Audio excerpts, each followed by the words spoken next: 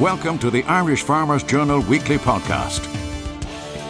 Hello, Patrick Donohoe here from the Irish Farmers Journal news desk. There's been sustained rainfall over Ireland over the past week, and I'm joined by our tillage editor Andy Doyle and Western livestock specialist Nathan Tuffy to discuss the tough weather conditions and what farmers can do about them. Nathan, to you first. Livestock farmers right across the country are struggling to keep up with the conditions after heavy amounts of rainfall, in places up to 2.5 inches. What is the situation on the ground? You know, the rainfall has been right across the country in most places. Down in the southeast, the rain has been a benefit to farmers that were in particularly dry areas, and it's benefited grass growth. However, in most other parts of the country, the rainfall has been particularly excessive, and particularly on heavier ground. It's created a huge amount of problems with trafficability of ground and has forced the housing of a lot of cows and heavier stock in places. And is there that split right down the middle? Is there a big east-west divide? I suppose the drier areas confined to the southeast particularly. More sustained rain has been felt right across the country, even in the Midlands and down into some parts of the south as well. All along the southwest coast has got a fair bit of rain. Barkerry is what I'm hearing the last couple of days as well, and ground conditions are very tricky in those areas. Andy, on the tillage side of things, we said 2.5 inches of rain and temperatures doing particularly badly. What is the scenario out there for growers? I think, Patrick, the first thing one notices is that when you drive any of these areas where there's spring crops recently planted and establishing and emerging, ponds have appeared all over the place, and that's just indicative of the volume of rain that has fallen. It's just not able to filter away fast enough, and if those ponds stay there for any prolonged period of time, particularly in barley crops, you will end up with holes and weak spots in the field, and that's a very bad start for any crop. But they're the crops where you can see the water. I would say that ponds are also in existence in winter crops all over the place, only you can't see the water under the ground. I think people were probably lucky in that a lot of the husbandry was done last week in reasonably good conditions ahead of the wet spell, and we'll hope that there won't be too much need to get onto the ground for another week or so. And staying with you, Andy, what are the tips and advice that tillage farmers need to adhere to over the next week, 10 days? Is rainfall likely to continue, but also temperatures to dip going into the next week? Temperatures have been relatively low for crop growth for the time of year anyway, Patrick, so that's probably a saviour to some degree in that it's taken some of the pressure off of the speed of growth, so you don't have to be getting back in as quick as we were before. But, you know, when the tram lines are wet, when the field is messy, there's not an awful lot you can do. For those people that are on the second phase of a fungicide regime, you're going to have to try and get out somewhere, but those tram lines will tend to be solid at the base, even though there might be water in them. So people will get out to get that job done if you can get a break in the weather. But it's going to be challenging to get a break in the weather because you're spending a lot of money, and the last thing you want to have is the risk that it's going to wash away and a shower will come in before you're out of the field. And Nathan, back to you. Cows housed right across the country, but probably most of the night, where farmers do have the animals back in between the day and the night now. I suppose, Patrick, the one thing to note is that at this time of year, the one thing to avoid is ground damage by all accounts, and to avoid poaching.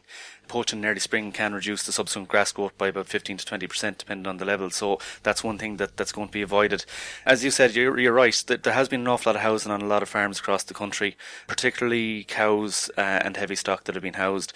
On drier ground, people have been lucky enough to be able to keep stock out, and they're moving them along in paddocks quicker, not grazing out, and just trying to reduce ground damage. In some cases, on more extensive farms, people have spread out stock across the whole area of the farm to reduce the stocking rate and reduce damage that way as well. But I suppose the one thing to say is that, you know, from one end of the country to the other, there's varying conditions right across the country. In some cases, there's cows housed, and in some cases, not. For those farmers that are in difficulty, housing cows but keeping calves out, as you said, is probably the way to go, or try to do some sort of on-off grazing. In some cases, lads have housed autumn calved cows and started weaning calves as well, so the cows will remain in from now on until weather conditions dry up, and the calves will remain at grass. So, you know, people are trying to keep light stock at grass, keep live weight gains as high as possible, but reduce ground damage where possible.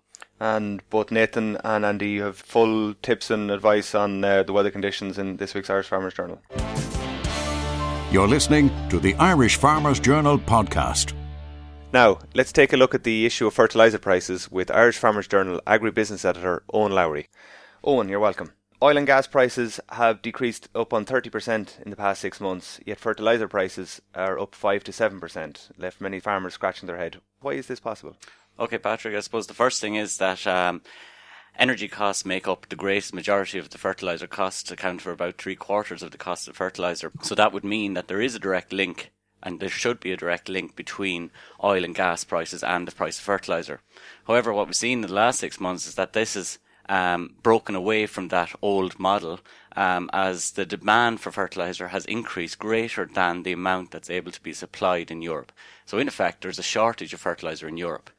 Over the last number of years, we've seen that we've had to import 20% of our fertiliser needs in Europe. Now, Europe is not a very competitive place to make fertiliser either, especially nitrogen, because we have to import the gas.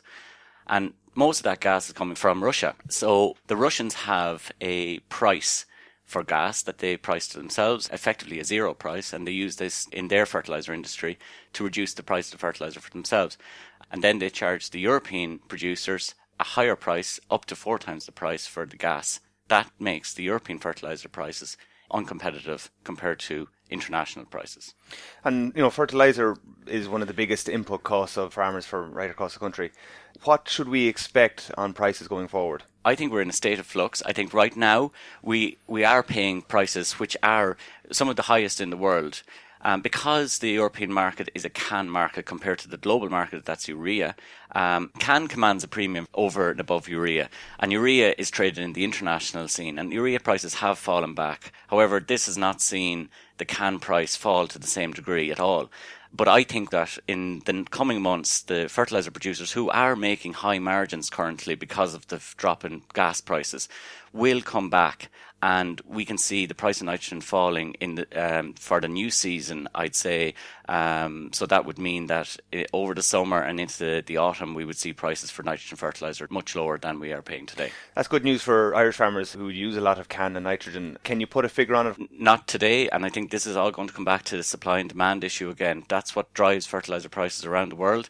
What we've seen in the past 6 months is that fertiliser producers are exporting outside of Europe which is unusual, and that's driven by increased demand of fertiliser in places like South America. So it's very difficult to call it right now, but I think the positive news is that the price will come back. Eoin, the fertiliser industry is one that's cloaked in intrigue and mystery, and with many people saying that it's operated by a small few, some might even say a cartel. How true is this? Definitely the fertiliser industry is very complex. We have to go back to the past where each country and each member state in the EU had its own fertiliser factory. We had our IFI in Arklow, and over time they were there to provide for food security. But over time they were state-run organisations and they were inefficient. And over time what we've seen is that there's been huge consolidation across Europe, and this has led to a more market-orientated approach, which means that the fertiliser producers are now producing to what the market can bear rather than what the cost of the fertiliser is, or the input cost of the gas. And this is what is driving the prices at the moment. And again, in a demand-driven market that we're now seeing, it's increasing the price of fertiliser. Are there competition issues? Farmers believe that there are, and they have asked the EU Commissioner to investigate this. It's going to be very difficult, I think, as fertiliser companies are one of the biggest lobby groups in Europe. But obviously farmers are calling on Commissioner Hogan, who's obviously going to come with an Irish perspective on this, to investigate. But in all reality, what can he do? Are there certain areas of the price that he can investigate, such as levies or something like that? There are definitely a number of issues that can be investigated. I think one issue is the import tariff, which is an anti-dumping tariff in effect from countries such as Russia and Ukraine.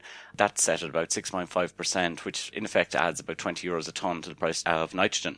So that can be investigated. I think he'll also have to investigate the structures of the industry. But it's early days, and it'll be difficult to tell what the outcome on that will be.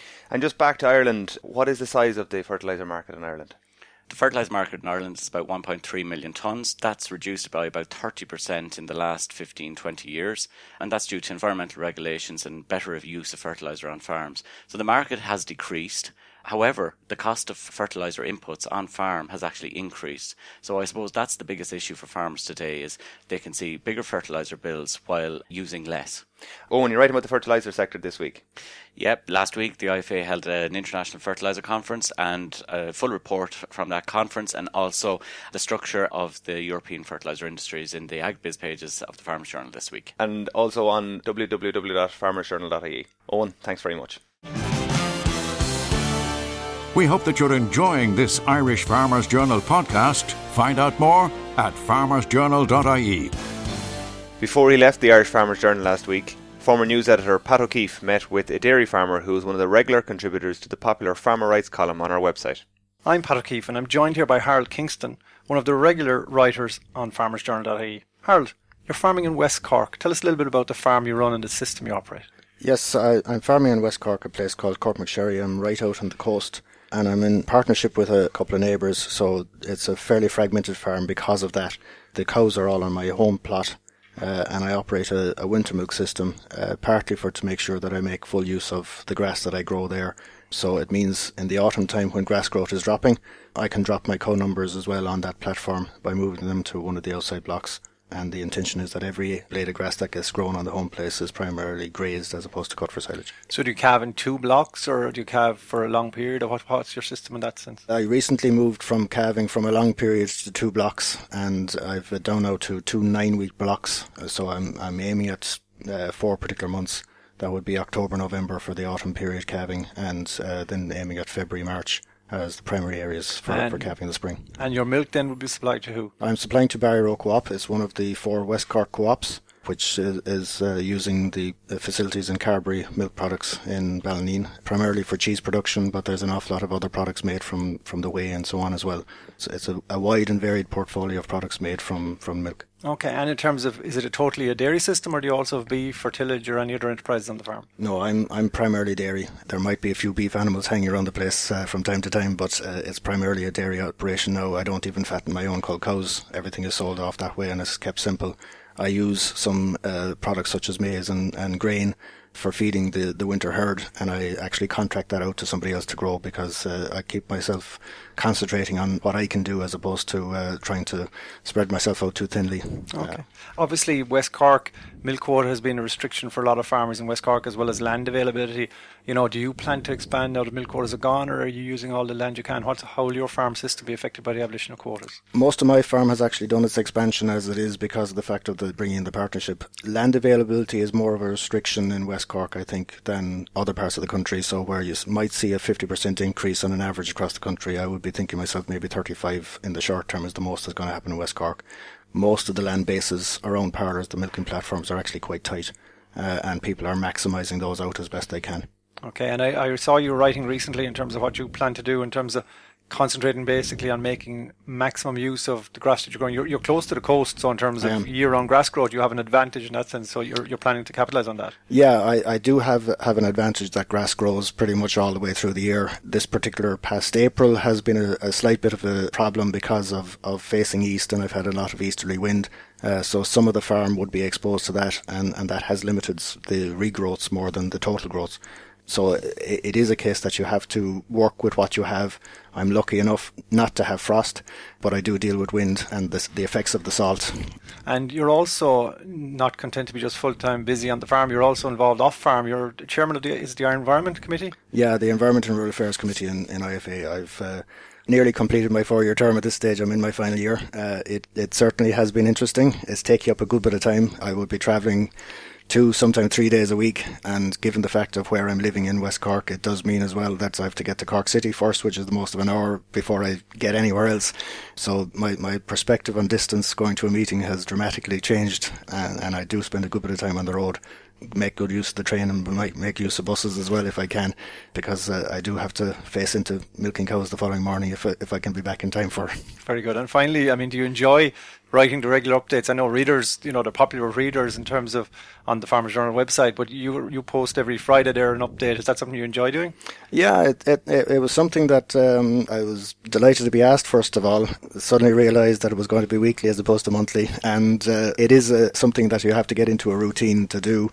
There are certain weeks, all right, where I have found it is just impossible to physically focus my brain on doing something that would be suitable for reading by people.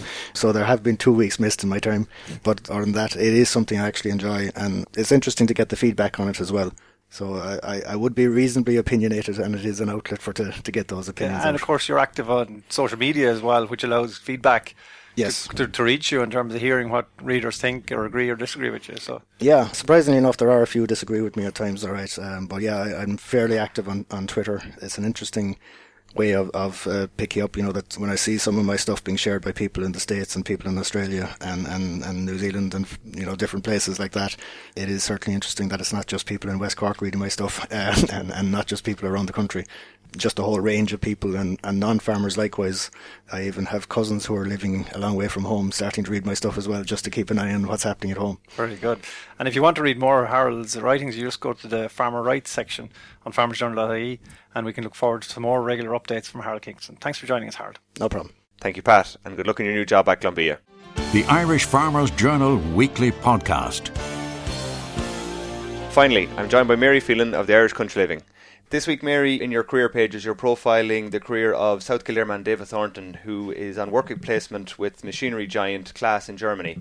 This would be a dream job for many, Mary. Yes, certainly, Patrick, and it's definitely a dream job for David, who describes himself as machinery mad. Now, he is living in Harswinkel, which is a northwest German town, which has actually been coined Combine City because it is home to Claas agri-machinery manufacturers' headquarters, where they employ 3,500 people. So if you're into ag machinery, Harswinkel is certainly, or Combine City is certainly the place to be. So what brought David there in the first place? Well, David is actually a student in Harper Adams, which is an ag university located in Shropshire in the UK. And Harper Adams specialises in agricultural engineering, so he's in third year of his agricultural engineering degree there.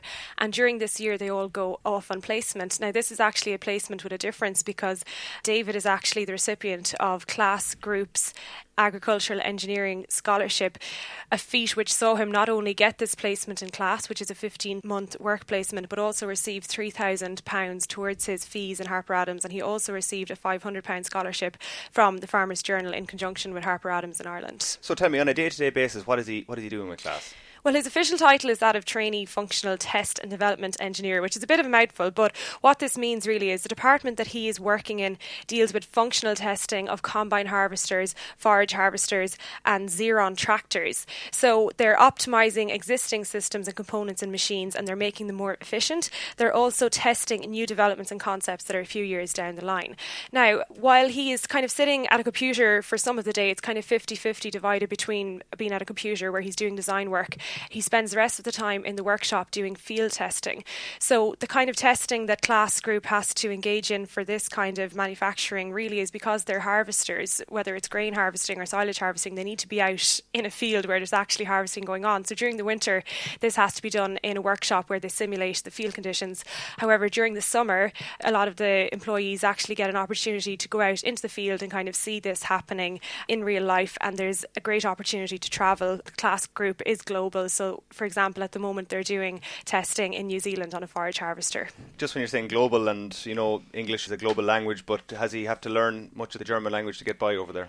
David tells me that 70% of the Germans that he meets have English, which is quite a lot, but a lot of people I think that in continental Europe everybody has English, but most of the people that he works with on a day-to-day basis that he has to deal with have English. But he did say that the first few weeks he was working there, it was character building to sit in a pub where there was 20 people having conversation and he didn't really know what was going on. He does say, however, that Claas are being very accommodating and they're providing him with language lessons as well. So this is a man who didn't take a foreign language for the Leaving Cert, so hopefully by the time he comes back he will have a few words of German. And I was talking about being in the pub there and the difficulty of being in a social situation, but he has to use technical German in his job as well, so it's not just conversational German that he needs. Do you think, Mary, and you cover education and career pages every week, is the lack of a lot of Irish people not having a foreign language, could that hold other people back? Obviously David is proving that he can go out there and mix it up, but do you think there should be more focus on languages in school? I think so. I think it is something that Irish students are becoming more aware of, and when you look at the likes of UCD, for example, where I went to college myself, they have the Horizons programme, which means there's no excuse really for you not to take a language alongside your degree, or maybe do a module in the Applied Languages Centre. But what I find when talking to organisations that are kind of invested in languages, or who would be kind of seeing the need for it on a day-to-day basis, the biggest problem is the attitude of Irish people. Most Irish people do have Leaving Cert French or Leaving Cert German, especially if they have taken it at a higher level. They do have a certain standard, but they're afraid to use it. So I think it's that confidence, and maybe we haven't developed our language skills, or we haven't been pushed into a situation where we've been forced to use the little French or German that we have, because when we do go abroad, most people have English. And just back to David, outside of work and obviously being in the pub most evenings, is he enjoying every aspect of life in Germany? He certainly is. I mean, there are some cultural differences, of course, but these are to be embraced. And he mentioned that when he goes into the office in the morning, he has to shake hands with every single person on the floor, which, I mean, we don't do that here in Ireland. He also mentioned that, when you go to the pub, there's no such thing as buying rounds. Instead, there's a tab for the table, and at the end you go up and you say, I had X amount of beers. So, you are relying on people being very honest about that. And he was saying that the Germans will go for a drink most nights of the week, but they'll only have 1 or 2 drinks, which I think we all know is in severe contrast to what we do here in Ireland. So, but he says it's a nice change and he's embracing it. And just finishing up, he'll be going back to the Harper Adams in September. How does he think this experience has benefited him? Well, he says that everything is sort of clicking into place. So I guess what he's been learning in theory, he has an opportunity to put into practice, with a company like Claas.